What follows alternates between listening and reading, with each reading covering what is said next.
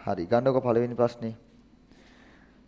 පළවෙනි ප්‍රශ්නේ කියනවා නවීන තාක්ෂණික යන්ත්‍ර සූත්‍ර යොදා දීවර නිෂ්පාදනයේ ඵලදායීතාවය වැඩි කළ හැකිය. එවැනි යන්ත්‍ර සූත්‍ර නිපදවීම අයත් වන්නේ. ළමයි ඔය පේපර් එක කියවනකොට අනිවාර්යෙන්ම පේපර් එකේ මේ ප්‍රශ්නේ උඩින් පෑන තියාගෙන කියවගෙන යන්න. හරිද? ඒක පුරුද්දක්ම තියාගන්න. හොඳට මෙහෙම තියාගෙන යන්න. ඊට පස්සේ ඔයාට විශේෂ වෙන තැන පොඩ්ඩක් මාක් කරගන්න අනිවාර්යෙන් තියාගන්න. දැන් මම ඔය හෙට මෙහෙට ඇවිදිනකොට දකින්න දෙයක් තමයි දැන් සමහර ළමයි පේපර් එක එහෙම කරනවා. සමහරු පේපර් එක බලන්න මේ පෑන මෙහෙම තියාගෙන ඔහොම ඔලිව අත තියාගෙන එක්ක ඔහොම ඒකේතර හොඳ පුරුද්දක් නෙවෙයි. වා නරක නෙවෙයි. එහෙම මේ පෑන අතේ මෙහෙම තියාන හිට එක නරකක් නෑ. ඒක කැතත් නෑ අශෝභනත් නෑ. හැබැයි ටෙක්නිකලි ගත්තොත් ඔයා පෑන් තුඩ මේකට තියාන යන එක වැදගත්. ඔයාට සාමාන්‍ය තත්ත්වයකට වඩා වැඩියෙන් විශේෂ වචන හයිලයිට් වෙනවා ඔළුවේ එතකොට. එකක්. ફોකස් එක හොඳට තියෙනවා. ඔය චූටි වචන පවා චෙක් වෙනවා. ඉතින් ඒකවත් තියාගන්න ඕනේ පුරුද්දක් විදියට. පුරුද්දක් වුණාම අතහැර ගන්න අමාරුයි. හරිද? ඒක හොඳයි. හොඳ දෙයක් පුරුදු වුණා. දැන් හොඳම උදාහරණය තමයි මම මේ පේපර් එක මුලින්ම සාකච්ඡා කරන්න ගත්තේ සාකච්ඡා කරේ මට මතක විදියට රඹුක්කන පන්තියේද කොහෙද රඹුක්කන හරි එහෙම. දැන් මගේ අතේ තියෙනවා මම මේ සාකච්ඡා කරපු පේපර් එක. හරිද? මේ මගේ මේ පොත් ටික මේ. දැන් මම මේකේ දැන් මේ හිස්තැන් ටික ලියලා නෑ මම. ඒ ටික හිස් තියෙන්නේ. නමුත් මම මේ මොකද හිස්තැන් වල මට ලියන්න ඒ වෙලාවේ කතා කරද්දි බෑනේ. හැබැයි මම මේ පේපර් එක ළමයි එක්ක සාකච්ඡා කරද්දි මං උනත් පෑනේ මම මේ 2016 කියන රවුමක් දාලා හරියකුත් දාලා එතෙන්. අපේ පුරුදු. මට දැන් ඒක අතාරින්න බෑ. මට පෑනක් අතේ නැතුව පේපර් එකක් සාකච්ඡා කරන්න හරි අමාරුයි. හේතුව අපි ඒකට පුරුදු වෙලා තියෙනවා. දැන් පෑන තියෙන්න ඕනේ. ඒතර මම වුණත් මේ මම දැන් පළවෙනි එකේ ඔහොම ගිහිල්ලා මම යන්ත්‍ර සූත්‍ර නිපදවීම කියන ටෙන් ඉරක් ගහගෙන තියෙනවා. මම දෙවෙනි එකේ ප්‍රජා කියන වචන රවුමක් දාගෙන තියෙනවා. ඔය හතරවෙනි එකේ මම ආසන්න පරිසරය කියන වචන රවුමක් දාගෙන තියෙනවා. මං වගේ කරන්න කියන එක නෙමෙයි මං කියන්නේ දැන් අපිත් රෑන්ක් දාලා කැම්පස් ගියා. ඒතර අපිත් අවුරුදු ගාණක් උගන්වනවා. අපි හොඳ පුරුද්දක් මං ඒ කිව්වේ. ඒතර සමහර දරුවෝ තුල හරි අර මන්දගාමි විදිහට පේපර් එක දිහා ඔහි බලාන ඉන්නවා මෙහෙම. එහෙම නෙමෙයි try කරන්න ඕනේ. පෑන පොඩ්ඩක් අතේ තියලා මාක් කර බලන්න ඕනේ මේකද මේකට හරියක්. සමහර ළමයි අඩුම තරමේ මේ එන්නේ නැති ප්‍රශ්නයකට කතිරයක්වත් දාන්නේ නැහැ.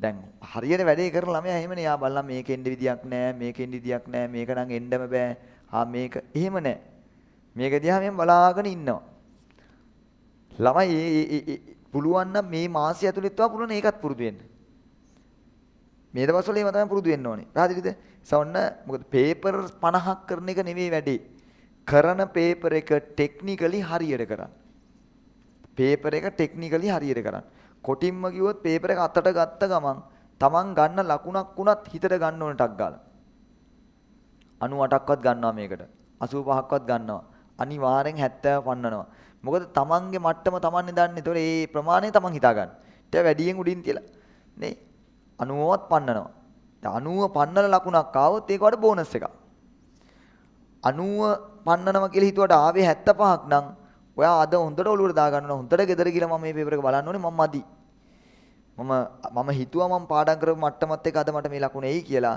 ඒ කියන්නේ මගේ පොඩි විචලනයක් තියෙනවා. අපේක්ෂිත තත්ත්වයේ පවතින තත්ත්වය අතර වෙනසක් නේ ගැටලුවක් නේ. ඒ ගැටලුව ගෙදර ගිහලා ඉස්සන ගන්න බලන්න ඕනේ. ඉතින් කොතනින්ද වැරදුනේ? මැනේජ්මන්ට් පාඩමෙන්ද? වැඩිපුරල. එහෙම පේපර් 5ක් හරියට කරන්නකො. පේපර් 60ක් කරා 100ක් කරා නෙමෙයි. කරන පේපර් 5 හරියට කරන්නකො. දැන් මේ පේපර් එක මම පටන් ගද්දිම කිව්ව එකයි. මේක හොඳට ඇනලයිස් කරන්නකො. වාට මුළු සිලබස් එකම කව වෙනවා මේකේ. වාට ආයේ හැම පාඩමක්ම එක තැන මතක් කරලා දෙනවා. ඒතර වාට තියෙන්නේ අද ඒ අමතක තැන් ටික ගෙදර ගිහිල්ලා බැලුවා. ඒ ටික කොට දාගත්තා. ඒතර වාට ආයේ මුළු සිලබස් එකම රිවයිස් වෙනවා. ඒක දැන් කරගන්න ඕනේ. හරිද? දැන් මේකේ උනත් ඔන්න දැන් අපි මේක කියවගෙන යද්දී නවීන තාක්ෂණික යන්ත්‍ර සූත්‍රය දාගෙන දීවර නිෂ්පාදනයේ ඵලදායීතාවය වැඩි කරන්න පුළුවන් යන්ත්‍ර සූත්‍ර නිපදවීම අයත් වන්නේ මේ අහන්නේ දීවර නිෂ්පාද නෙවෙයි අන්ත සූත්‍ර නිපදවන්නේ. ද්විතීක හෝ කාර්මික. උත්තරේ 4.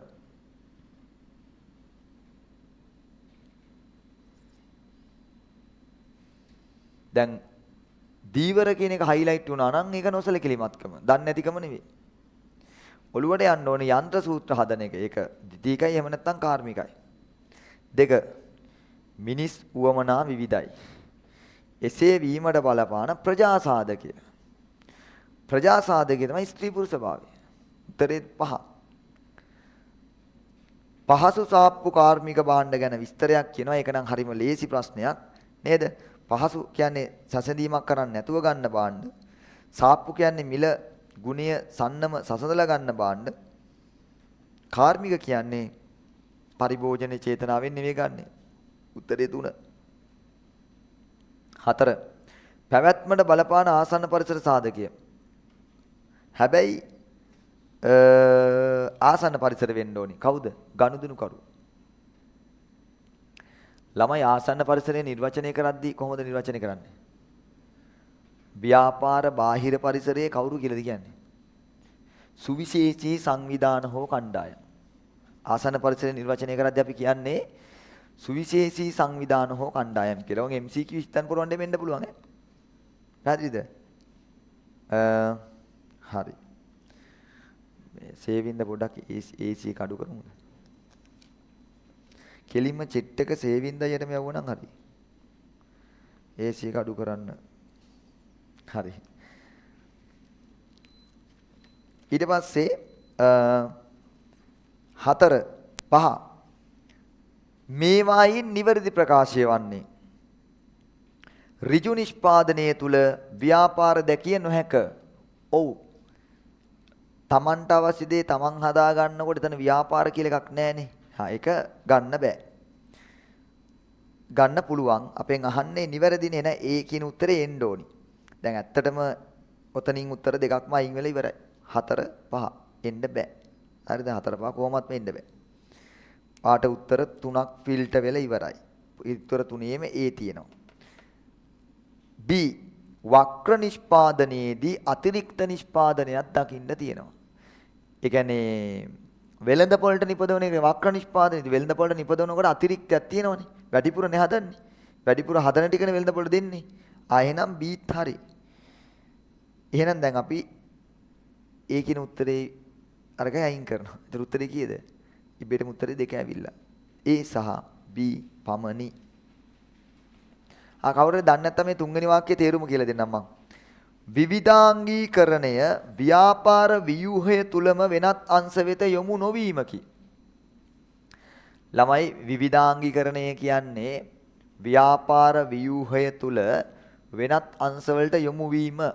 ඒ කියන්නේ අපේ සමාගම තියෙනවා. අපි වෙනම සමාගමක් පටන් ගන්නව නෙවෙයි. අපේ ආයතනය තවත් ව්‍යාපාර කටයුත්තකට අත තියෙනවා.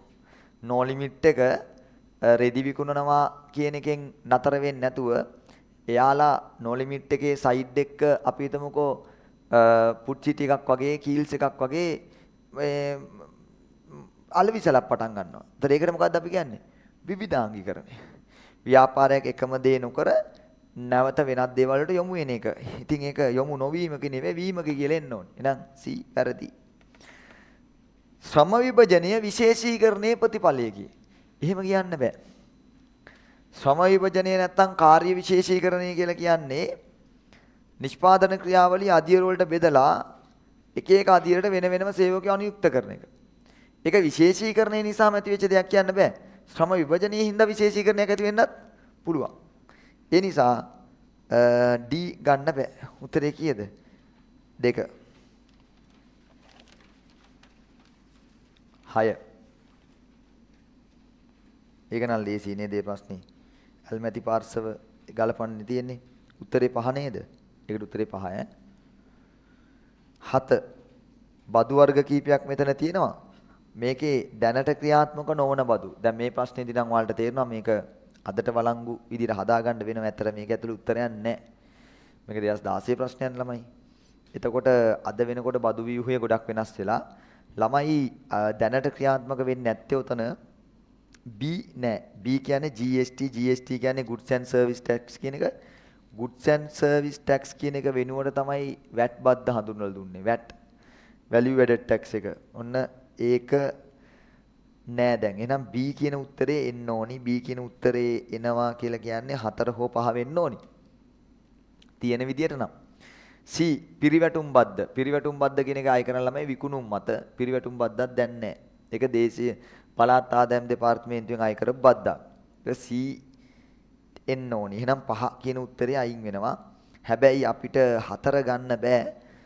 මොකද ළමයි දැන් මේ හරබද්ද කියන එක ක්‍රියාත්මක වෙනවා. දැන් හරබද්ද තියෙනවා. තේරෙනවද? ගිනුම් වලින් මුදල් ගන්නකොට අය කරන බද්දක් ඒක දැන් ක්‍රියාත්මකයි. ධන බද්ද නැහැ. ඊ කියන බද්ද අදට නැහැ. එහෙනම් උත්තරේ එන්න ඕනි මෙහෙමයි. B C E. වට උත්තරයක් සයිඩ් එකකින් ලියන්න වෙනවා. ළමයි එකපාරක් පාවිච්චි කරාම නැවත නැවත පාවිච්චි කරන්න හොඳ නැත්තේ. ඔය අංක 1 තියෙනවා. ඒක එකපාරක් පාවිච්චි කරලා අයින් කරන්න ඕන. උත්තරේ 1.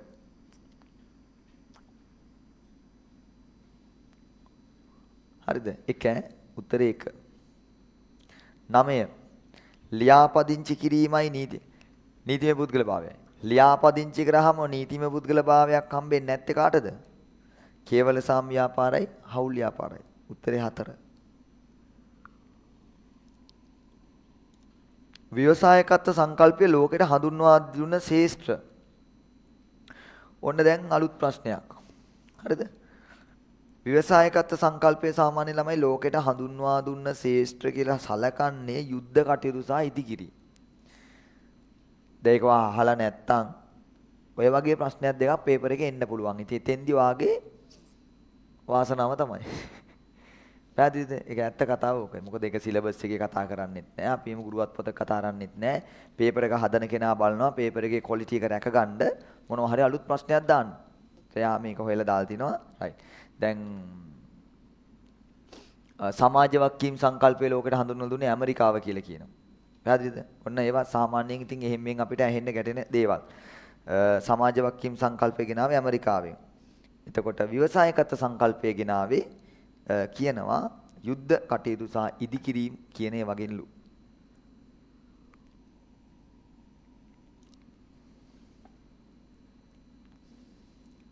නිමාලි රත්නපුර ලංකා බැංකුවේ ජංගම ගිණුම් හිමිය. ලක්සලා මොරටුවේ මහජන බැංකුව ගිණුම් හිමිය. ලක්සලා නිමාලිට චෙක් එකක් ලියනවලු.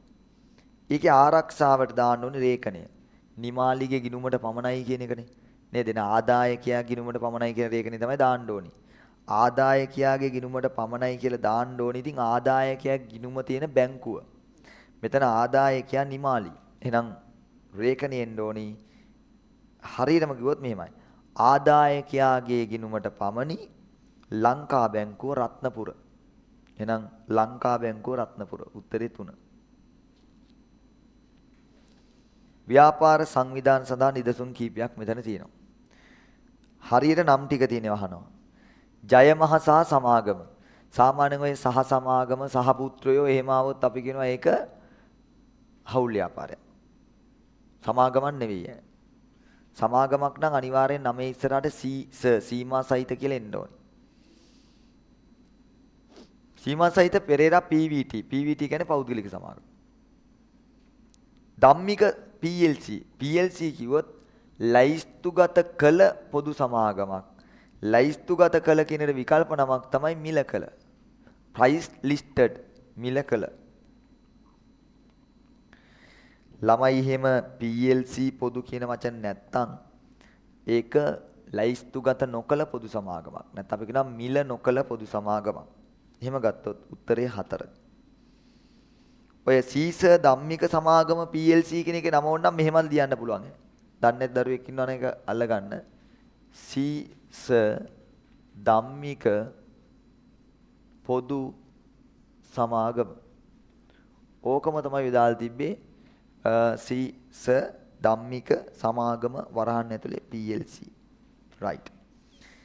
ඊට පස්සේ අපි යනවා 13 වෙනි ප්‍රශ්නෙට.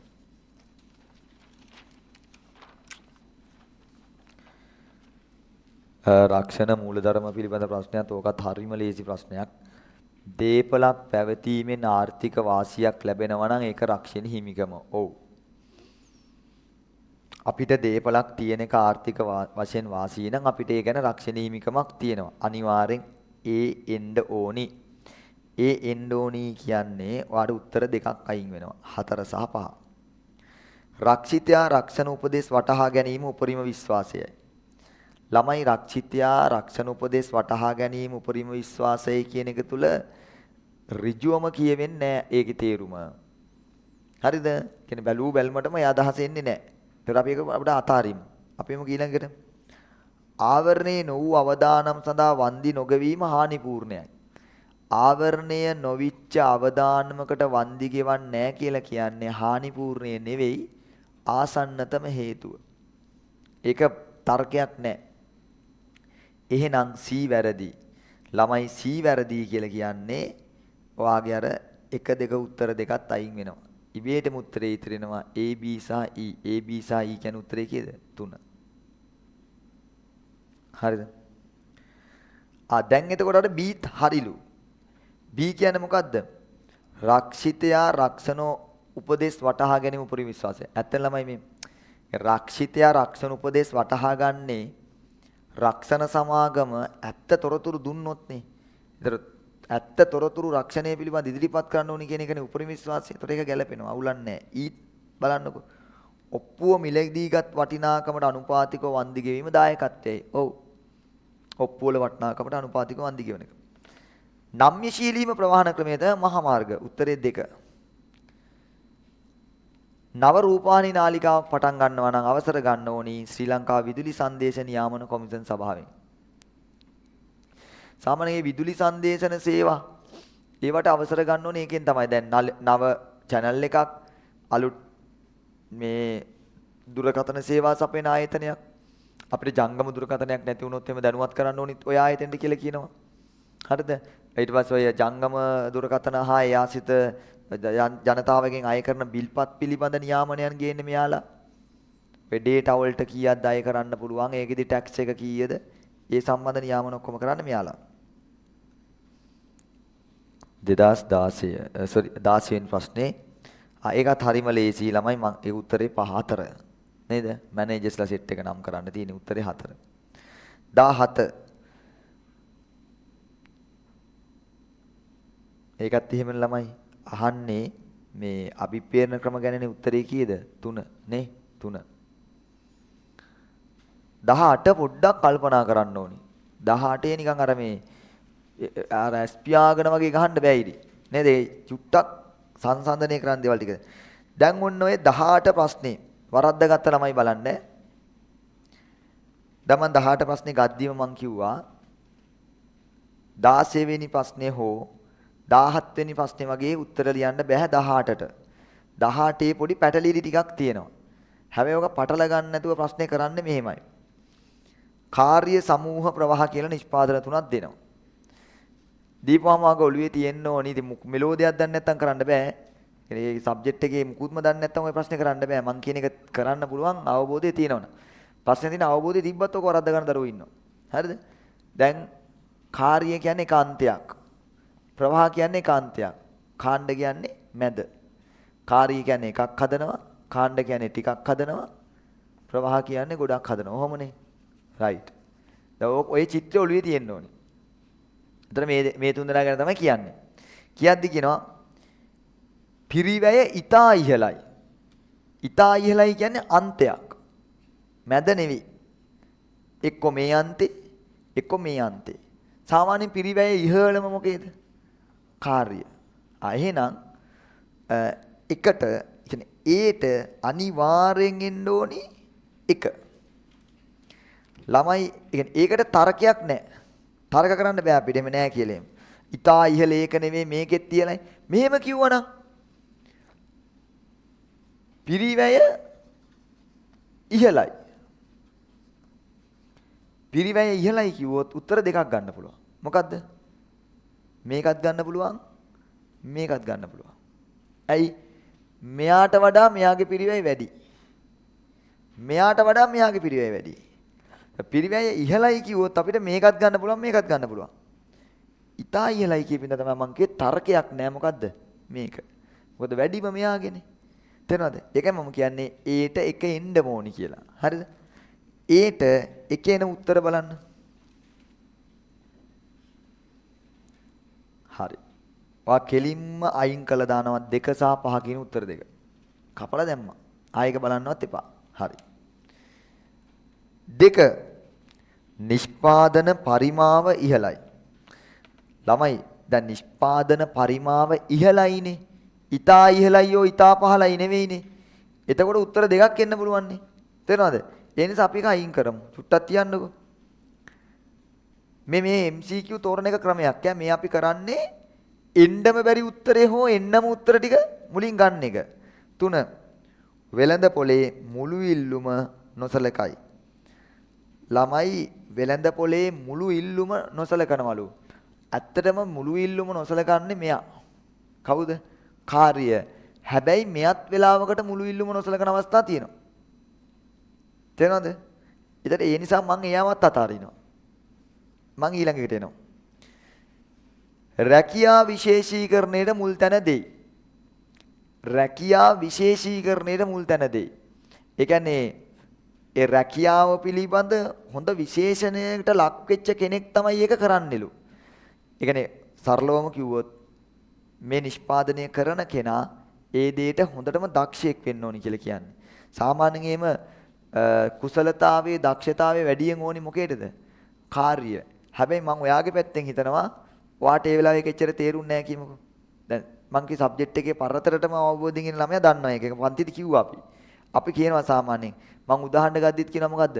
ටේලර් ෂොප් එක ටේලර් කෙනෙක්ට හොඳට රෙදි මහන්න පුළුවන් වෙන්න ඕනේ. එයා හොඳට රෙදි මහන්න පුළුවන් වෙන්න බෑ. හරිද?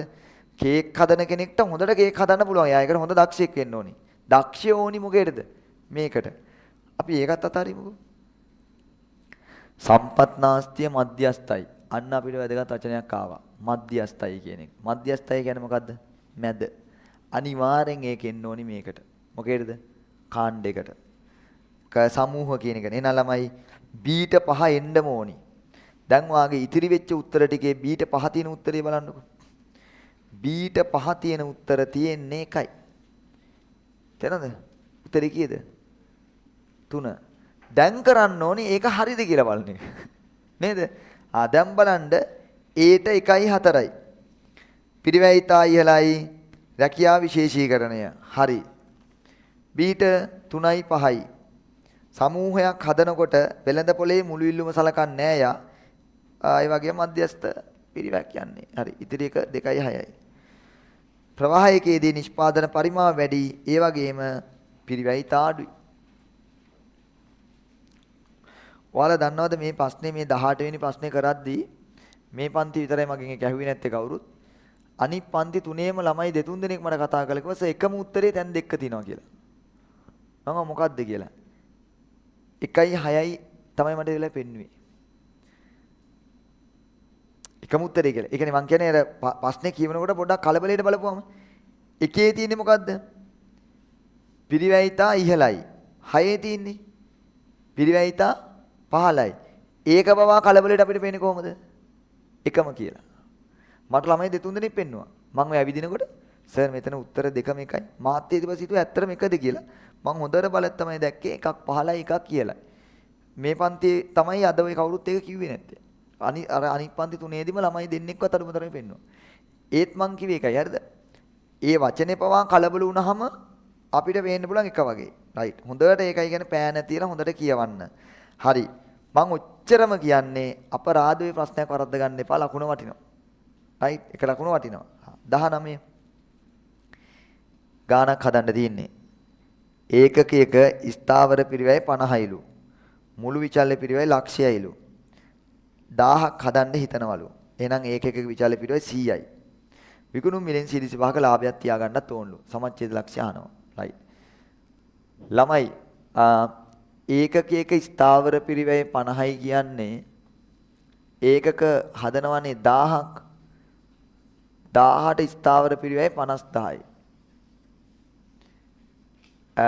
ඒකකයක විචල්්‍ය පිරිවැය අපිට දීලා නැහැ. අපි ඒකක විචල්්‍ය පිරිවැය හදලා ගන්න ඕනේ. එයාලා දීලා තියෙන මුළු විචල්්‍ය පිරිවැය. මුළු විචල්්‍ය පිරිවැය ලක්ෂයයිලු. එහෙනම් ඒකක 1000ක් හදන හින්දා අපි ලක්ෂය 1000න් බෙදපුවම මුළු විචල්්‍ය පිරිවැය එනවා කීයක්ද? සෝරි ඒකක විචල්්‍ය පිරිවැය 100යි. හරිද? ඔන්න ඔය ටික අපිට ගන්න පුළුවන්. දැන් අපෙන් අහන්නේ ලාභ සමච්ඡේදයනේ. හරි. අපි මෙහෙම ගත්තොත් break even point එක සමානයි fixed cost එක බෙදනවා contribution එකෙන් නැත්තම් 10කින්. මුළු ස්ථාවර පිරිවැය බෙදනවා 10කින්. මුළු ස්ථාවර පිරිවැය 50000යිලු. 10කිය තමයි දන්නේ නැත්තේ.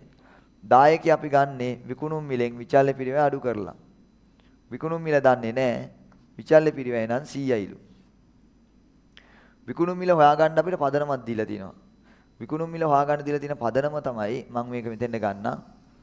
එයාලා අපිට කියනවා විකුණුම් මිලෙන් 125ක ලාභයක් තියෙන්න ඕනලු. ඒ කියන්නේ මෙහෙමයි. විකුණුම් මිල 100යි නම් ලාභය 25ක් වෙන්න ඕනි. එහෙනම් පිරිවැය කීයක් වෙන්න ඕනද? 75ක් වෙන්න ඕනි.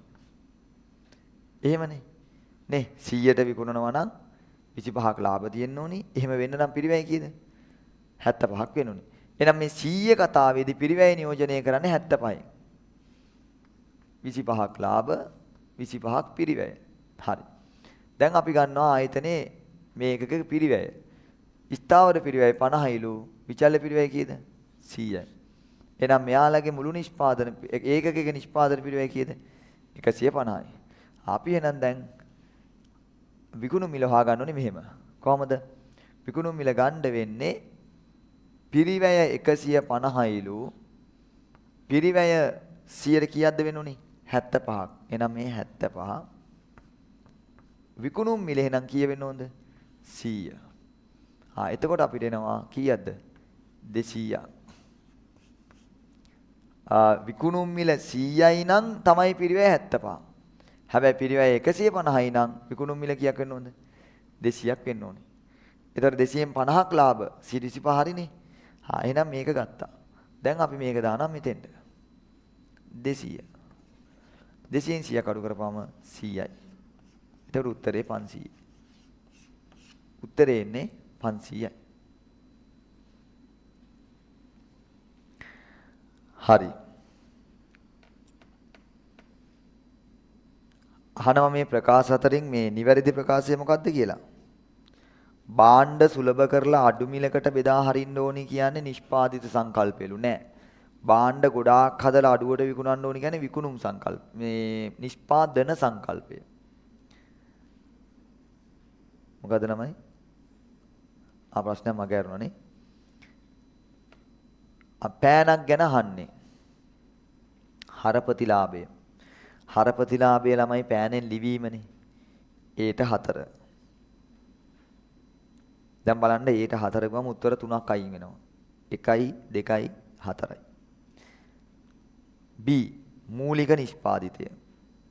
මූලික නිෂ්පාදිතය කියලා කියන්නේ ආයාසයෙන් තොරව ලිවීම කියලා ගන්න බෑ. ආයාසයෙන් තොරව ලියනවා කියන්නේ උපරිම මට්ටම එකක්. ඒ කියන්නේ අපි පෑන තිබ්බම ලියවෙන්න ඕනි කියන එක. ලිවීමට පහසුව.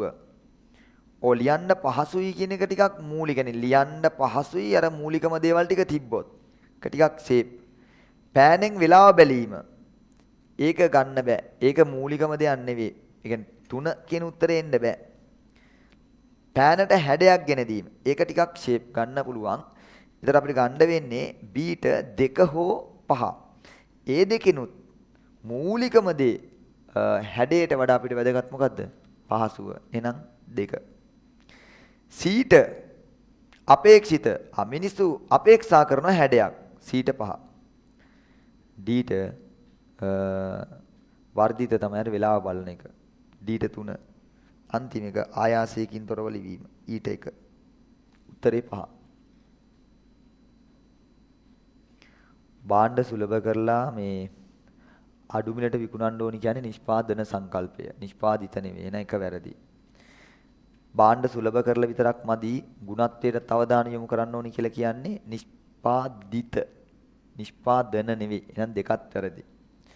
ප්‍රවර්ධනය කියපු ගමන් අර පැත්තෙන් එන්න ඕනේ විකුණුම්. විකුණුම් සංකල්පය. එහෙනම් තුනත් වැරදි. පාරිභෝගිකයා කරේ වැඩි අවධානයක් යොමු කරන්නේ විකුණුම් නෙවෙයි.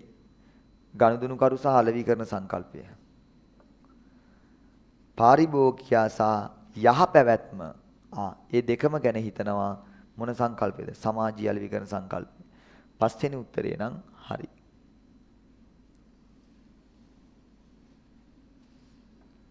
ඉහත ප්‍රකාශ අතරින් නිවැරදි ප්‍රකාශ පමණක් අඩංගු වන්නේ ළමයි නිෂ්පාදන ජීවන චක්‍රයනේ අහන්නේ නේද? නිෂ්පාදන ජීවන චක්‍රය වලට මතක ඇති ජීවන චක්‍රය අපි ඇන්දොත් එහෙම මෙහෙම එකක් නේ අපි ඇන්දේ. ඔහොම ඇඳලා අපි කිව්වා මේ තියෙන්නේ සංවර්ධන අවධිය, හඳුන්වා දීම, වර්ධන අවධිය, පරිණත, පරිහානි. දැන් අපි මේක මෙහෙම ඇන්දා. සංවර්ධන අවධියේදී විකුණුම් බිඳුවයි හඳුන්වා දෙන අවධියේදී හිමීට වැඩි වෙනවා, වර්ධන අවධියේදී වේගෙන් වැඩි වෙනවා. පරිණත එකේදී උපරිමයට ඇවිල්ලා දිගට මේක තිබිලා මෙන්න ඕන අඩු වෙන්න ගන්නවා කියලා. ලාභය ගත්තමත් අපි කිව්වා මෙහෙම ඇවිල්ලා ඔන්න ඔහොම ගියා කියලා. දැන් මේ දෙක මේ ගැන අහන්නේ. එතකොට පළවෙනි එක බලන්නකෝ. හඳුන්වා දෙද්දී විකුණුම් මිතා සෙමින් වැඩි වේ. හඳුන්වා දෙනකොට විකුණුම් මිතාම හෙමින් වැඩි වෙනවා. හරි. ගන්න පුළුවන්. ඊට පස්සේ දෙවෙනි එක මොකක්ද කියන්නේ? විකුණුම් ඉහළ යාම පරිණත අධීරීති සිදුවේ. නෑ විකුණුම් ඉහළ යාමට වඩා පරිණත අවධියේදී අපි කියන්නේ විකුණුම් ස්ථාවරව තියෙනවා කියලා මේ. ඉහළ යන්නේ මෙතෙන්දී. වර්ධන අවධියේදී. වර්ධන අවධියේදී ලාභය ඉහළ යාමක් දක්නට ලැබේ. වර්ධන අවධියේදී ලාභය ඉහළ යාමක් දක්නට ලැබේ. වර්ධනයේදී ලාභය වැඩිවීමක් තියෙනවා. සංවර්ධන අවධියේදී විකුණුම් ආදායම ඉතා ඉහළයි. වැරදි. සංවර්ධන කරන මේ සංවර්ධනයේ කාලේ විකුණුම් නැහැ. ලාභයේ හීන වීම පිරිහින එකේදී හරි. ලාභය අඩු වෙනවා පිරිහින එක හරි. එහෙනම් ගන්න වෙන්නේ A හරි, C හරි, E හරි. උත්තරේ 4 නේ.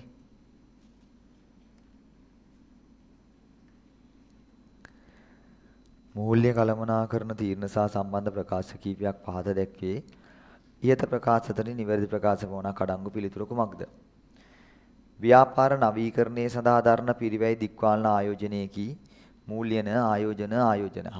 ප්‍රශ්නේ අහලා තියෙන්නේ මොකෙන්ද? ආයෝජන තීරණයි මූල්‍යන තීරණයි. අපි හිතමු ළමයෙක්ට ඒ ගැන ලොකු අවබෝධයක් මුකුත් නැහැ කියලා. අඩුම තරමට මෙන්න මේ ටිකවත් මතක තියෙනවනම්. මට මතක් වෙන්න ඕනි ආයෝජන තීරණ කියන්නේ වත්කම් ගැන තීරණ. මූල්‍යන තීරණ කියන්නේ වගකීම් ගැන තීරණ. ඒක චුට්ටක් ඔළුවේ තියාගන්න. ව්‍යාපාර නවීකරණය. ව්‍යාපාර නවීකරණය කියන එක තුලින් ආයතනයේට වගකීමක්ද නිර්මාණය වෙන්නේ වත්කමක්ද? වත්කමක්. වත්කම් වලගේ වැඩිවීමන්නේ. ඒකේ නම් ආයෝජන කියන එක හරි. හැබැයි ආයෙ ප්‍රශ්නයක් එනවා ඒක දිගු කාලද කෙටි කාලද කියලා. ඒතරත් වෙනවා ව්‍යාපාර නවීකරණය කියන්නේ සාමාන්‍යයෙන් දිගු කාලින ප්‍රතිලාභ කියන එකක්. එහෙනම් ඒ දික්වාලන ආයෝජනය. ඒ හරි. සාංගමික බැඳුම් කර. ඒ කියන්නේ ණය කර. ණය කර කියන්නේ ණය. ව්‍යාපාරය ගන්න ණය. ඒක මූල්‍යනයක්. හරි. හැබැයි ඒක කෙටි කාලින මූල්‍යනයක් නෙවෙයි. එහෙනම් B වැරදි. ණය ගැතියා සම්බන්ධ තීරණ අනිවාර්යෙන් ආයෝජනයක් වෙන්න බෑ. මොකද වත්කමන්නේ කෙටි කාලිනයි. හරි. ගෙවීම් ප්‍රමාද කිරීම ආයෝජනයක් නෙවෙයි. ගෙවීම් ප්‍රමාද කිරීම මූල්‍යනයක්. ගෙවීම් ප්‍රමාද කරන්නේ සල්ලි හොයාගන්න. එහෙනම් උත්තරේ 5. A සහ C පමණි. 24 මූල්‍ය සම්පාදන මාර්ග ටිකක් තියෙනවා. සත්‍ය අසත්‍ය ප්‍රකාශ පිළිවෙලින්. බැංකු අයිරාව ඍජු මූල්‍යනයක් නෑ. බැංකු අයිරාව වක්‍ර මූල්‍යනයක්. ඇයි? වක්‍ර මූල්‍යනයක් කියන්නේ වෙන කෙනෙක් කරහා ගන්න ඒවා. බැංකු අයිරාව ගන්න බැංකුවක් කරහා. එහෙනම් ඒ වැරදි. ළමයි ඒ වැරදි කියන උත්තර තුනක්ම අයින් වෙනවා. ඔයාලා හොඳට බලන්න මේ පේපර් කරනකොට හරියද? ගොඩක් පේපර් වල රටාවන් තියෙනවා. දැන් මේ පේපර් එකේ තියෙනවා මේකේ තියෙන්නේ කෙලින්ම එක පොයින්ට් එකක් හරියට අල්ලගත්තොත් උත්තර කීයක් අයින් වෙනවද? ගොඩක් වෙලාවට 3ක් අයින් වෙනවා. ඊට පස්සේ උත්තර කීයද ඉතිරි වෙන්නේ? 2යි ඉතිරි වෙන්නේ. ඒ දෙක තමයි ඊට සංසන්දනය කරන්න තියෙන්නේ. රයිට්. ණය කර නිකුත් කිරීම අදිතෝලන ප්‍රාග්ධන ව්‍යුහයක් සහිත ව්‍යාපාරයකට වාසී. ඔව්. නෑ පොඩින්න. ණය කර නිකුත් කිරීම අදිතෝලන ප්‍රාග්ධන ව්‍යුහයක් සහිත ව්‍යාපාරයකට වාසී. මෙහෙමයි. ලාභය වැඩි වෙලාවක නම් අදිතෝලනය හොඳයි. ඒ වගේ වෙලාවක ණය කර නිකුත් කරාට ප්‍රශ්නයක් නැහැ. මේකේ මුකුත් කියලා නැහැ.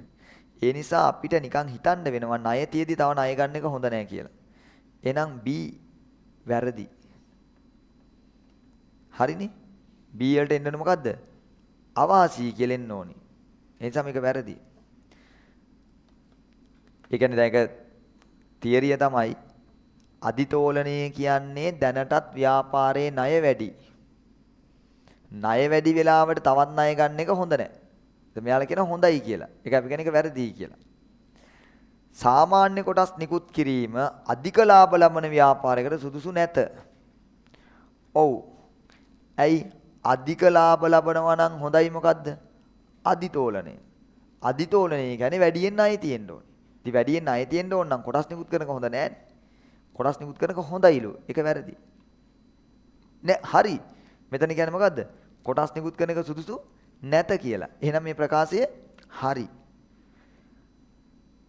අතිරික්ත වත්කම් විකිණීම අභ්‍යන්තර මූල්‍ය මාර්ගයකි. ඔව්. ව්‍යාපාරය ඇතුලේ තියෙන වත්කම් විකුණන එක අභ්‍යන්තර.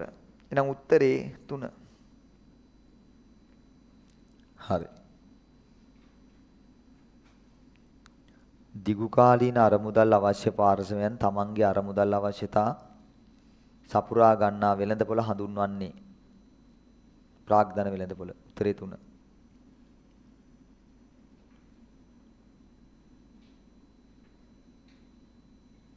හරි. දැන් ළමයි මේ 24 ප්‍රශ්නේ එහෙමනම් වරද්දන්න ඕනේ නැහැ. මේ 24 ප්‍රශ්නේ එහෙම කිසිසේත්ම වරද්දන්න ඕනේ නැහැ. පැහැදිලි දැන් උදාහරණයක් විදිහට ඔයාලා හිතන්න D ගන්නකො. අතිරික්ත වත්කම් විකිණීම අභ්‍යන්තර මූලින මාර්ගයක් කියලා කියනවා. ළමයි අපි අභ්‍යන්තර මූලින මාර්ගවල ගොඩක් කතා කරන්නේ නැහනේ. 4යිනේ කතා කරේ. මොකද්ද? ෂෙයාරින් කිරීම, රඳවාගත් ලාභ, අතිරික්ත වත්කම් විකිණීම, කාරක ප්‍රාග්ධනයේ පාලනය.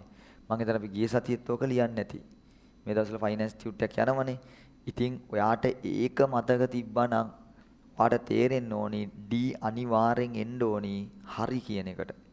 ඉතින් ළමයි එතකොට අර මුලින්ම අපි 1 4 5 අයින් කරානේ. ඒතර උත්තර 2යි නිතුරුනේ. මොකද්ද? 2යි 3යිනේ. ඒතර අර D කියන එක චෙක් කරගත්තා නම් ඉබේට වෙනවා මොකද්ද? උත්තරේ 3 කියන එක. මට හිතෙන්නෙම ඔයාලා මේ ඉල්ලන් කන්නේ. නේ බලන්නකෝ දැන් මේක ප්‍රශ්නයක් නෙවෙයි. මේක ජීවිතය පිළිබඳ ප්‍රශ්නයක් ඕක. ඒ නොසලකිලිමත් වෙන්න තවත් ප්‍රශ්නයක් විදිහට හිතන්න එපා මේක.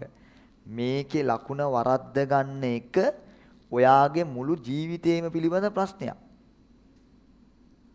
ලකුණක් අඩු වුණොත් කැලණියට යන්න ඉන්න ළමයා රජරටට යන්න පුළුවන්. ඔයාගේ මුළු ලයිෆ් එකම චේන්ජ් වෙනවා එතනින්. ඔයා අවුරුදු 4ක් ජීවත් වෙන්නේ රජරට ඊට පස්සේ. රජරට කියන්නේ අනුරාධපුරේ මිහින්තලේ.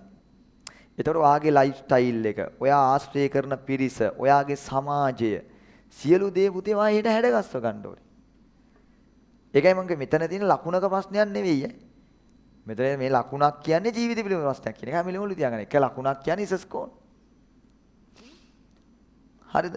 ඔයාට මුණ ගැහෙන මිනිස්සු ඒ සියල්ල තීරණය වෙනවා. දැන් අපි වුණත් මම එදා ජපුරට නොගිහින් මම සමහරට රුහුණු හරි කොයි හරි කැම්පස් එකට ගියා නම් අද මම මෙතන නෑ වෙන්න පුළුවන්. මගේ ජීවිතේ වෙනස් වෙන්න පුළුවන්. සමහරට මීට හොඳ වෙන්නත් පුළුවන් නරක වෙන්නත් පුළුවන්. මම දන්නේ හැබැයි අපිට පොඩි උපකල්පනයක් කරන්න පුළුවන්. කෑගල්ලේ ඉඳලා එහෙට යනවට වඩා කෑගල්ලේ ඉඳලා කොළඹට ගියොත් අපිට ටිකක් වාසි කියන්නේ. ඉතින් මම කියන්නේ ඒක බරපතලව ගන්න. ඒක නිසා මේක අතාරින්න එපා. සුළුෙන් තකන්න එපා. මට මේක වැරදිච්ච එක. ඕක වරදින්න ඕනි ප්‍රශ්නයක් නෙවෙයි. ඔහොමත් වරද්ද ගත්තොත් මොනවද වරද්ද ගන්න chance තියෙන ප්‍රශ්නට මොනවද කරන්නේ? ඒවා ඕකත් වරද්දනවනම් දැන් MCQ හිස්තන් පුරවන්න ටිකක් තියෙනවා. ඒකේ කීපයක් අනිවාර්යෙන් වරදිනවා. මේකත් වරද්දනවනම් මේක ෆයිනෑන්ස් වල ප්‍රාථමිකම ප්‍රශ්නයක්. කවුරු හරි කියන්න පුළුවන් සර්ට ලේසි ඇති කියලා නෑ මට නෙවෙයි මේක සාමාන්‍ය ළමයින්ට ලේසි ප්‍රශ්නයක්. මීට වඩා කරකොලතරන ප්‍රශ්න අහන්න පුළුවන් මේ ෆයිනෑන්ස් වල. හදිරිද පුතේ මං කියන්නේ ඇයි ඔය පොඩි පොයින්ට් එක අල්ලගන්නේ නැත්තේ? ඔය D කියන එක පොඩි තැන් පළවෙනි ප්‍රශ්නේ අයිරාව ඍජු මූල්‍යනය. ළමයි අපි ඕන තරම් කියනවා බැංකුවක් ගෑවෙනවා නම් ඒක මොකද්ද? වක්‍ර. බැංකුවක් ගෑවෙනවා. ඕකේ රොකට් සයන්ස් එකක් තියෙනවද? ලොකු වෙන කෙමිස්ට්‍රි එකක් තියෙනවද ඕක ඇතුලේ? නෑනේ. මැද බැංකුවක් කල්බොත් සමාගමක් ඉන්නවා නම් වක්‍ර. ඉතින් ළමයි AD අල්ලගත්තා නම් වඩ ආයෙ වෙන මුකුත් බලන්න ඕනේ නෑනේ. ඒ අනිවාර්යෙන් හරි D හරි. ඉතින් එතකොට ඔයාට ඉබේටම උත්තරේ හොයාගන්න පුළුවන්. ඉතින් මේ ඒ වැරදි. ඒ අනිවාර්යෙන් වැරදි. එහෙනම් A තියෙන්න ඕනි වැරදි ගොඩේ D තියෙන්න ඕනි හරි ගොඩේ. ඔයාට අනිත් ටික බලන්න ඕනේ නෑ. ඔයා අය අනිත් උත්තර බලන්නවත් ඕනේ නෑ. හරිද? සැලකිල්ල සහ ඔයා ගැන වාට දෙන කොන්ෆිඩන්ස් එක. ඔයා දැන්ටම අතහැරලා නම් මම කොන්ෆිඩන්ස් පිටේ නෙමෙයි ප්‍රශ්න කරන්නේ. ඒතකොට කොහොමවත් වරදිනවා. රයිට්? හරි ඊළඟ ප්‍රශ්නේ බලන්න 25ත් හරි. 26. රැකියා විස්තරයකයි රැකියා පිරිවිතරයකයි දෙකේම තියෙන්න පුළුවන් පොදු තොරතුරකි. මොකද්ද? තනතුරේ නම. උත්තරේ 5. රයිට්. විදායක නිලධාරියෙක් වර්තමාන ශ්‍රේණියෙන් ඉහළ ශ්‍රේණියට උසස් කරද්දී ජ්‍යෙෂ්ඨත්වයේ සඳහා බොහෝ විට සලකා බලන්නේ. ඒ ප්‍රශ්නේ කාවට පොඩි තරුවක් දාගන්නකො. 27 ප්‍රශ්නේ. රයිට්. එතන ළමයි මේ තරුවක් දාගන්න කියේ මං හිතන්නේ මම තාම මේ කොටස වඩ කරලා නැහැ. හරිද? ඔය සේවක චලන පිළිබඳ ප්‍රශ්නයක්. සේවක චලන පිළිබඳ ප්‍රශ්නයක් කියන්නේ සේවකයන්ට උසස් වීම, සේවකයෝ පහත හෙලීම, තනතුරෙන් මාරු කිරීම, එහෙම නැත්නම් රැකියාවෙන් අවසන් කිරීම වගේ දේවල් අපි සේවකයාට කරනවා නම් ඒවට කියනවා සේවක චලන කියලා. චලනවල ජනප්‍රියම චලනයක් තමයි උසස් කරන එක. සේවකින් උසස් කරනකොට බලනවා ජ්‍යෙෂ්ඨත්වය. ජ්‍යෙෂ්ඨත්වය අපිට එක එක විදිහට අඳුර ගන්න පුළුවන්. එයාගේ ජ්‍යෙෂ්ඨත්වය මෙහෙම. එයා අපේ ආයතනය තුල කොච්චර ජ්‍යෙෂ්ඨයේද? ආයතනට ඇවිල්ලා කොච්චර කල්ද? එයා මේ රැකියාව තුල කොච්චර ජ්‍යෙෂ්ඨයේද? අර අපි මේ ඇකවුන්ටන්ට් කෙනෙක් වෙලා කොච්චර කල්ද? එයා මේ දැන් ඉන්න තනතුරට ඇවිල්ලා කොච්චර කල්ද? ඔන්න දැන් ඉන්න තනතුරේ ජ්‍යෙෂ්ඨත්වය. අපෙන් අහනවා උසස් වීමක් දෙද්දී වඩාත්ම හොඳ මොන ජ්‍යෙෂ්ඨත්වයේ බලන එකද කියලා. මොකක්ද ඔයාලට හිතුනේ?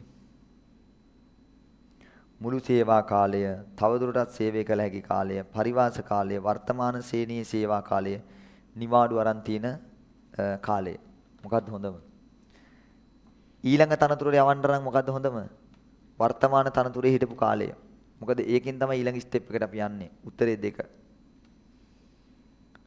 28 මේවා අතරින් නිවැරදි ප්‍රකාශය.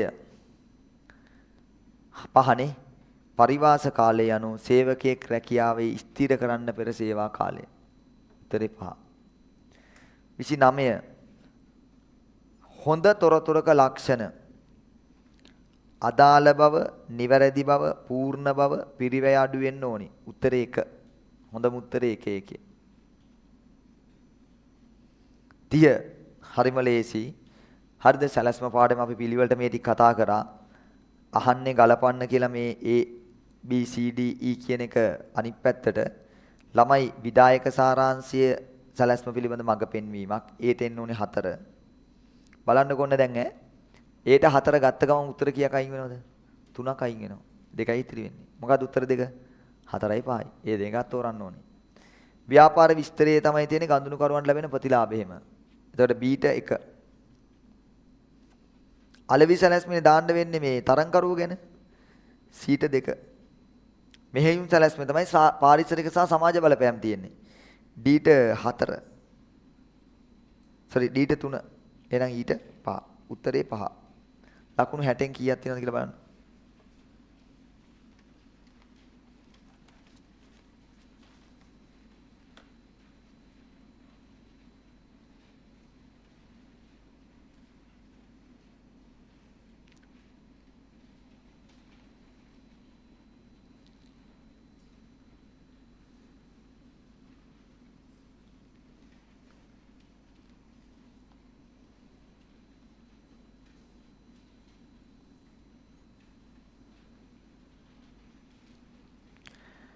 හරිද?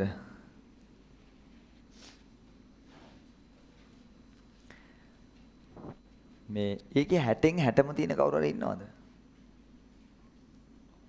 නැද්ද? 58ක් නම් ඇති.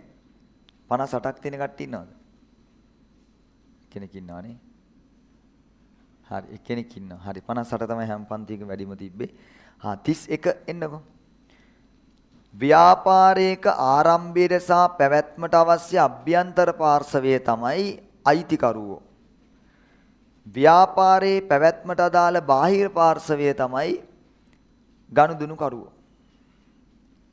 ලකුණු භාගය ගානේ 1යි ඒකට. ආයන්න. ව්‍යාපාරික ශක්තියින් දුර්වලතා හඳුනාගත හැක්කේ අභ්‍යන්තර පරිසර අධ්‍යයනය කිරීමෙන් වන අතර බාහිර පරිසර අධ්‍යයනයෙන් අවස්ථා තර්ජන හඳුනා ගන්න පුළුවන්. ඒකට එක ලකුණයි. ලකුණු දෙකයි ඔහොම දාගෙන යන්න ඉක්මනට. එතන අන්තිමට එකතු කරන්න ලේසි. රාජ්‍ය වියදම වර්තන වියදම් හා ප්‍රාග්ධන වියදම් ලෙස වර්ග කරන අතර රාජ්‍ය ආදායම බදු ආදායම සහ බදු නොවන ආදායම ලෙස වර්ග කෙරේ. එක ලකුණයි. ආයන්න අභ්‍යන්තර පරිසර විශ්ලේෂණයේදී සඵලදායී සාර්ථක නායකත්වය ව්‍යාපාරයක ශක්තියක් වන අතර දක්ෂ සේවකයෝ නොසිටීම දුර්වලතාවයකි. ලකුණු 1යි. අයන්නට 1යි ආයන්නට 1යි ලකුණු 2යි 32ට. පාරිභෝගික කටයුතු පිළිබඳ අධිකාරී පනත යටතේ පාරිභෝගික කටයුතු පිළිබඳ අධිකාරී හා පාරිභෝගික කටයුතු පිළිබඳ සභාව ස්ථාපිත කර ඇත.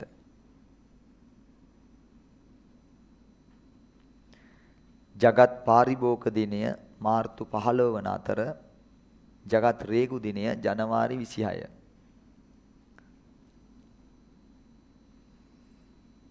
දැන් එතන ජගත් රේගු දිනය කියන්නේ බොහෝ දුරට වඩා වර්ධින ප්‍රශ්නයක්. ඒක සාමාන්‍ය අපතයක්. ඒක රන් දෙයක් නැහැ. වැරදිද? ඒක බේර ගන්න අමාරුයි. ඒක තමයි කියන්නේ ඒ වගේ ඒවා එන හින්දා තමයි අර වගේ ඒවා වරද්ද ගන්න එපා කියන්නේ. රයිට්. වගකීම සීමිත නීතිමය පුද්ගලභාවයක් තියෙන පෞද්ගලික අංශයට අයත් සමූපකාරණේ. ලාභ අරමුණු නැත්තම් සම්පකාරණේ. නීතිමය පුද්ගලභාවයක් තියෙන ලාභ ලබන්න අරමුණක් තියෙන රාජ්‍යංශයේ සංවිධානය තමයි රාජ්‍ය සමාගම්. රාජ්‍ය සංස්ථා ගන්න බෑ. මොකද රාජ්‍ය සංස්ථාවල අපි අරමුණ ලාභයම කියලා කියන්නේ. රාජ්‍ය සමාගම් විතරයි උතන එන්න පුළුවන් උත්තරේ. කොටස්කරුවන්ට ලාභාංශ ගෙවන්න කලින් ණය ගෙවීමේ හැකියාව පිළිබඳ පරීක්ෂාවක් කරන්න ඕනි කවුද? සීමා සහිත පොදු සමාගම්. තමන්ගේ කොටස් හිමියන්ට ලාභ ගෙවන්න කලින් ණය ගෙවන්න පුළුවන්ද කියලා පරීක්ෂාවක් කරන්න ඕනේ සීමා සහිත පොදු සමාගම්. 35. ජාතික ඉතිරි කිරීමේ බැංකුව බලපත්‍රලාභී විශේෂිත බැංකුවක් වුවද විදේශ විනිමය කටයුතු වල යෙදෙන්න පුළුවන් එයාට. හරි. බැංකු අයිරා ලබා ගන්න ඉදිරිපත් කරන සුරැකුම් ඇප මත වර්ග දෙකයි. ළමයි ඇප නැතුව ගන්න පුළුවන් తాවකාලික අයිරා නැත්තම් පුද්ගල ඇපයක් මත ගන්න පුළුවන් తాවකාලික අයිරා. අනිවාර්යෙන් දීපල ඇපයක් තියන්න ඕනේ මොකේද? ස්ථාවර අයිරා වලට. එහෙනම් උත්තර දෙකේ එන්නේ ස්ථාවර අයිරා, తాවකාලික අයිරා. ඊළඟ 36. කලමනාකරුවෙක් ප්‍රගුණ කළ යුතු කුසලතා ඉදිරිපත් කරන ලද්දේ.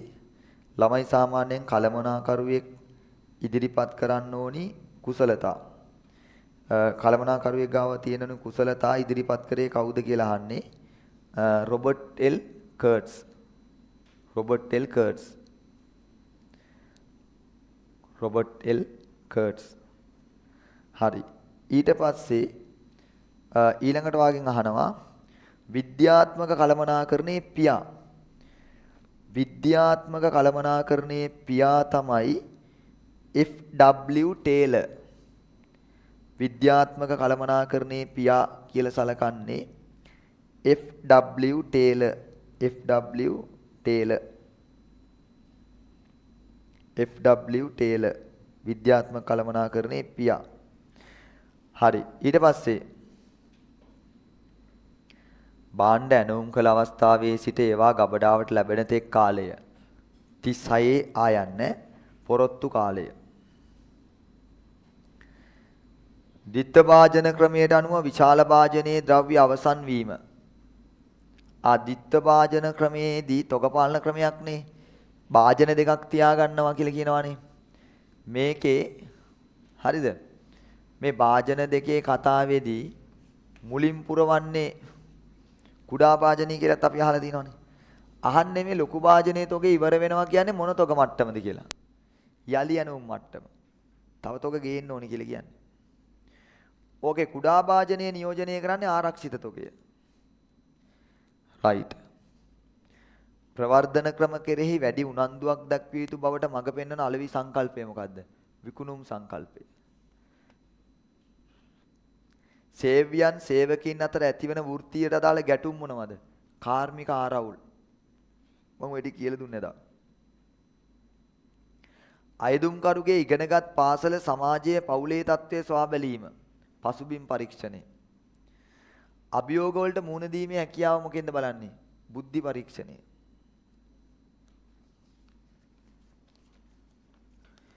ව්‍යාපාරයක හිමිකරුවන්ගේ ප්‍රාග්ධන ඉක්මවා ණය ප්‍රාග්ධනය වැඩිවීමට මොකද කියන්නේ? අධිතෝලනය. ණය ප්‍රාග්ධනය අධික ඉහළ ලාභයක් ලබන සීමිත සමාගම වඩාත් යෝග්‍ය මූල්‍ය සම්පාදන ක්‍රමය. ණය ප්‍රාග්ධනය අධිකයි ඉහළ ලාභදායීත්වයක් තියෙනවා. එයාට තව දුරටත් ණය ප්‍රාග්ධනය ගන්න පුළුවන්. දන්නවද? ඇයි? අර විශේෂයෙන් එයාලා වචනයක් දීලා තියෙනවා මොකද්ද? ඉහළ ලාභදායීත්වය. අයි අපි හැම වෙලෙම කියන්නේ ලාභේ වැඩි නම් මොකද්ද හොඳ? අධිතෝලනය. අධිතෝලනය වෙන්න නම් මොකද්ද වෙන්න ඕනේ? ණය ගන්න ඕනි. ණයනේ ගන්න ඕනි. හරි. එතකොට යෝග්‍ය මූල්‍ය සම්පාදන ක්‍රමය වාට උතෙන්ද ලියන්න පුළුවන් මේව සාංගමික ණය කර. නැත්තම් ගන්න පුළුවන් බැංකු ණය.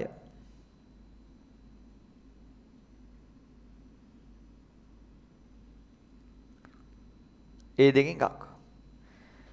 සාංගමික ණය කර නැත්තම් බැංකු ණය.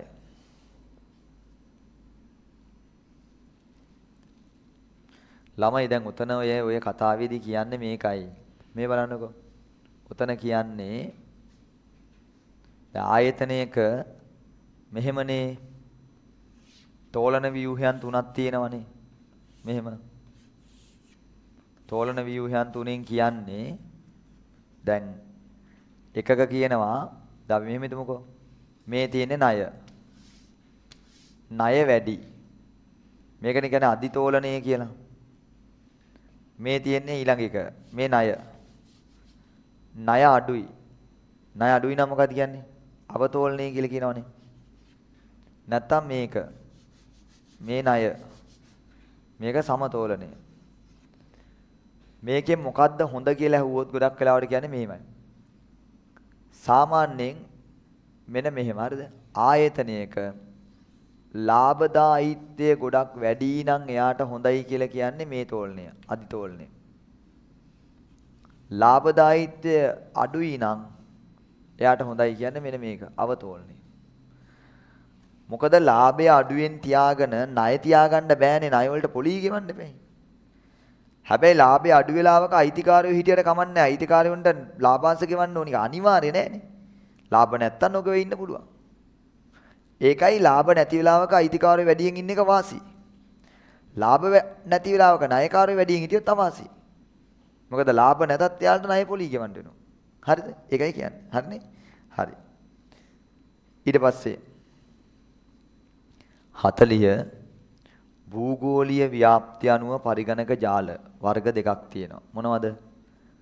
ප්‍රාදේශීය ශ්‍රේෂ්ඨ ජාල, පුළුල් ශ්‍රේෂ්ඨ ජාල. භූගෝලීය ව්‍යාප්තිය අනුව පරිගණක ජාල වර්ග දෙකයි. මොකද්ද? ප්‍රාදේශීය ශ්‍රේෂ්ඨ ජාල, පුළුල් ශ්‍රේෂ්ඨ ජාල. ප්‍රාදේශීය ශ්‍රේෂ්ඨ ජාල වලට කියන තව නමක් තමයි සීමිත ශ්‍රේෂ්ඨ ජාල. ප්‍රාදේශීය ශ්‍රේෂ්ඨ ජාල වලට කියන තව නමක් තමයි සීමිත ශ්‍රේෂ්ඨ ජාල. ලෑන් වෑන් කියන දෙකත් ගන්න පුළුවන්. හැබැයි ලෑන් වෑන් කියලායි ලියන්න එපා. අර නම ලියන්න. ලෑන් වෑන්. ලෑන් කියන්නේ මොකද්ද? Local Area Network අනිත් එක wide area network. මේක සීමිත ශේෂ්ත්‍ර ජාලවල කෙටි වචනේ, මේක පුළුල් ශේෂ්ත්‍ර ජාලවල කෙටි වචනේ. බාහිර පාර්ශව ඉලක්ක කරගත් සැලැස්මක අතිශයින් වැදගත් කොටස මොකද්ද? විදායක සාරාංශය. හරි. දැන් බලන්න එතෙන්ට ලකුණු 20න් කීයක් තියෙනවද කියලා.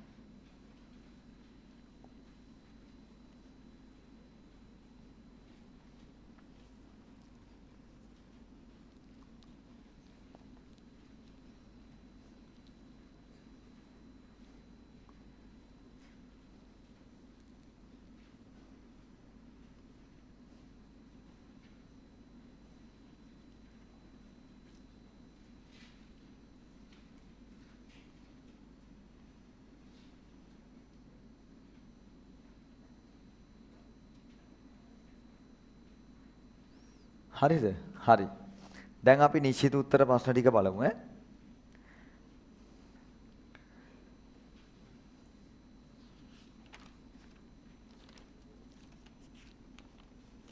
හරි. බලන්නකො 41. ශ්‍රී ලංකාවේ දළදේශ නිෂ්පාත්‍ය ආංශික සංයුතිය තුල කර්මාන්තාංශයට අයත් උපාංශ මොනවද? මෙන්න මේ ටික. පතල්සා කැණීම්. නිමැවුම්. ඉදිකිරීම.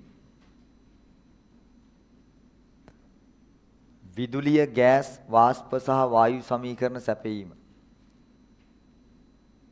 එකක්. විදුලිය ගෑස් වාෂ්ප සහ වායු සමීකරණ සැපයීම. හරිද?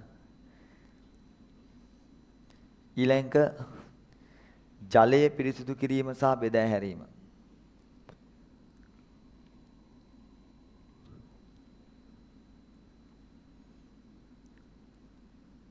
හරි. ඊට පස්සේ මලා ප්‍රවාහණය, කසල කළමනාකරණය සහ එම ද්‍රව්‍ය ප්‍රතිචක්‍රීකරණය කිරීම. මලා ප්‍රවාහණය, කසල කළමනාකරණය සහ එම ද්‍රව්‍ය ප්‍රතිචක්‍රීකරණය කිරීම. කසල කළමනාකරණය සහ එම ද්‍රව්‍ය ප්‍රතිචක්‍රීකරණය කිරීම. හරි. 42 ප්‍රශ්නෙට අපි එනවා. හිස්තැන් ටික පුරවන්න ඕනි. නිෂ්පාදිත ස්පෘශ්‍යතාවය අනුව කොටස් දෙකකට බෙදනවා. මොකද්ද කොටස් දෙක? භාණ්ඩ සේවා. භාණ්ඩ කොටස් දෙකකට බෙදනවා කොහොමද? කල් පැවැත්ම මතයි, අනිත් එකම අංක දෙක භාවිතය මතයි. භාවිතය මත භාණ්ඩ වර්ග දෙකයි, පාරිභෝගික භාණ්ඩයි. හතර මොකද්ද? කාර්මික භාණ්ඩ. කාර්මික භාණ්ඩ නැත්නම් ව්‍යාපාරික භාණ්ඩ. සේවා කොටස් දෙකකට බෙදනවා. උපකාරක සේවා, ඍජු සේවා කියලා. හිස්තැන් හතර පිළිවෙලට කිව්වොත් එකට භාණ්ඩ, දෙකට භාවිතය, තුනට ඍජු සේවා, හතරට කාර්මික භාණ්ඩ. ව්‍යාපාර සංවිධාන වර්ග කරන පදනම් හතරක්. ඔන්න ගොඩක් ළමයි උතන වරද්ද ගත්තා. ඔයාලා ලිව්වා උතන ව්‍යාපාර වර්ග කරන පදනම්. හරිද? ව්‍යාපාර සංවිධාන කියන්නේ තනි පුද්ගල ව්‍යාපාර, හවුල් ව්‍යාපාර, සමාගම් වගේ ඒවානේ. ඒවා වර්ග කරන පදනම් අහන්නේ. ඒතර හිමිකාරත්වය අනුව පුළුවන්. දෙක, අරමුණ අනුවත් ඒවා වර්ග කරන්න පුළුවන්. හැබැයි ළමයි පරිමාව අනුව වර්ග කරන්න බෑනේ. තනි පුද්ගල ව්‍යාපාරයයි හවුල් ව්යාපාරයයි සමාගමුයි. මොකද සමාගම් තියෙනවා සුළු පරිමාණත් මහ පරිමාණත්. තනි පුද්ගල ව්‍යාපාර තියෙනවා සුළු පරිමාණත් මහ පරිමාණ. පරිමාව ගන්න බෑ. කුෂිකාර්මික කාර්මික සේවා කියලා බෙදන්නත් බෑ. නිෂ්පාදන අංශය අනුව බෙදන්න බෑනේ. ඇයි? කුෂිකාර්මික අංශයේ වැඩ කරන තනි පුද්ගල ව්‍යාපාරත් තියෙනවා. කාර්මික අංශයේ වැඩ කරන තනි පුද්ගල ව්‍යාපාරත් තියෙනවා. එහෙනම් ව්‍යාපාර වර්ග කරන පදනම් ටික ගන්න බෑ මෙතෙන්ට. සංවිධානයි වර්ග කරන්න ඕනි. ඒතර මේ දෙකට අමතරව වල ගන්න පුළුවන් මේවා. වගකීම. වගකීම සීමිත අසීමිත බෙදන්න පුළුවන් නේ. අකණ්ඩ පැවැත්ම. නෛතික පුද්ගල භාවය. අන්න ඕවම තමයි බෙදන්න පුළුවන්. වගකීම, අකණ්ඩ පැවැත්ම, නෛතික පුද්ගල භාවය, හිමිකාරත්වය, අරමුණු මත.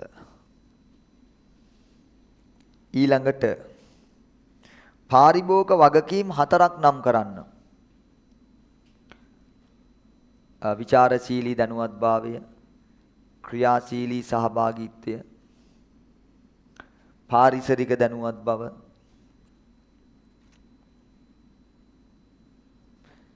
සමාජයේ පිළිබඳ සැලකිල්ල, සමාජයේ පිළිබඳ සැලකිල්ල, එක්සත් බව නැත්නම් එකමුතුකම.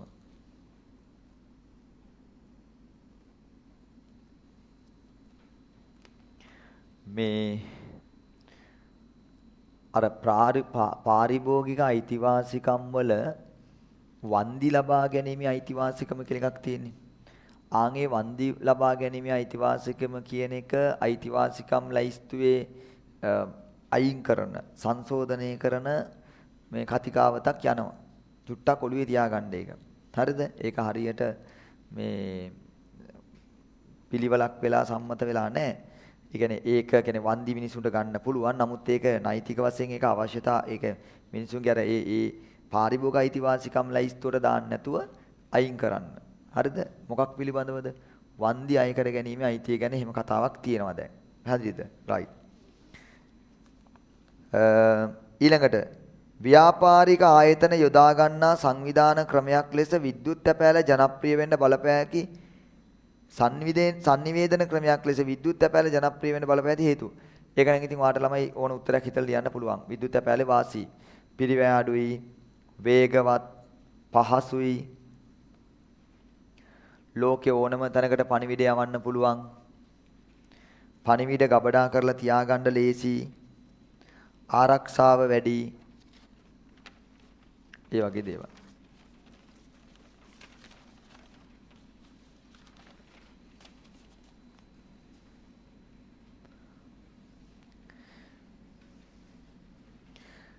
ළමයි ව්‍යාපාරයක මූල්‍ය පාලන උපකරණ අහනවා. මොනවද මූල්‍ය පාලන උපකරණ? අයවැය, මුදල් අයවැය ලේඛන, ප්‍රාග්ධන අයවැය ලේඛන, අනුපාත විශ්ලේෂණ.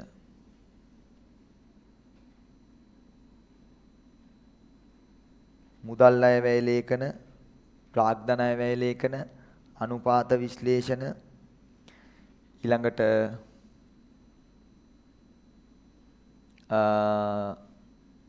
මූල්‍ය ප්‍රකාශන,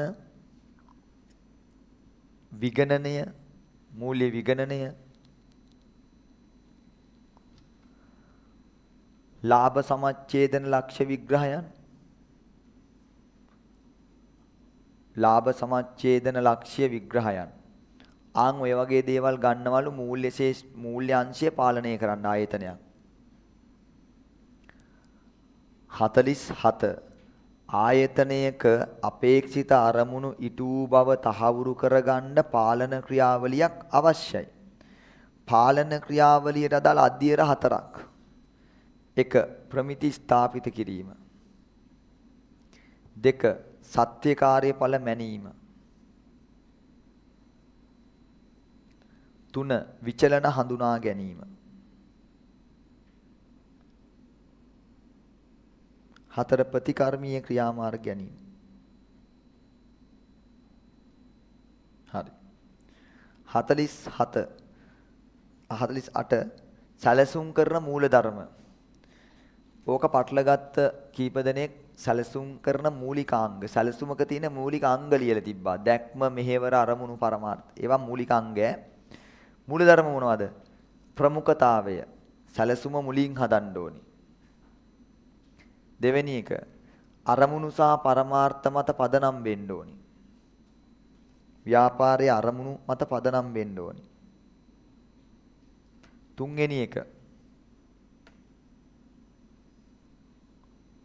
නම්‍යශීලී වෙන්න ඕනි. ඕන වෙලාවක වෙනස් කරගන්න. ප්‍රායෝගික වෙන්න ඕනි.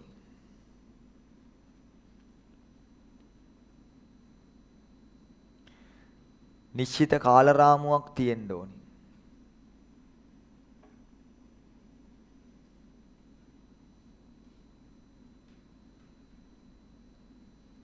සියලු පාර්ශවයන්ගේ සහභාගීත්වය. තව සියලු දෙනාට තේරෙන්න ඕනි. සියලු පාර්ශවයන් අවබෝධ කරගන්න පුළුවන් වෙන්න ඕනි. කාර්යක්ෂම වෙන්නත් ඕනි නේද? පිරිවැය අඩු වෙන්න ඕනි. කාර්යක්ෂම බව. මැනේජ්මන්ට් ටියුට් එක බලන්න. ඔක වැරදි නම් අනිවාර්යයෙන්ම. රයිට්? සැලසුම් කරන්නේ කොටස. මානව සම්පත් කළමනාකරණයේදී සේවක කාර්යඵල මනින්න යොදා ගන්න නිර්ණායක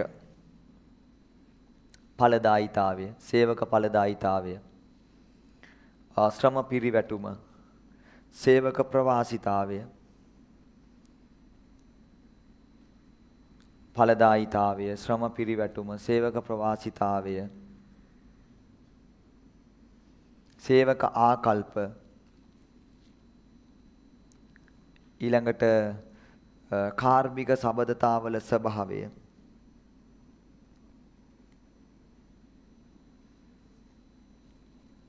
අන්න ඒ වගේ දේවල් අපිට බලන්න පුළුවන්. ලාභදායීත්ව අනුපාත වර්ග 4ක්. දල ලාභ අනුපාතය, ශුද්ධ ලාභ අනුපාතය, ආයෝජන මත ප්‍රතිලාභ අනුපාතය, දල ලාභ අනුපාතය, ශුද්ධ ලාභ අනුපාතය, ආයෝජන මත ප්‍රතිලාභ අනුපාතය, හිමිකම් මත ප්‍රතිලාභ අනුපාතය. ඔන්න 4. ආයෝජන මත ප්‍රතිලාභ අනුපාතය, හිමිකම් මත ප්‍රතිලාභ අනුපාතය. එතන ලකුණු 20යි. 1ට 2 ගානේ. බලන්න ඔක්කොම අතන 100න් කීයක් තියෙනවද කියලා.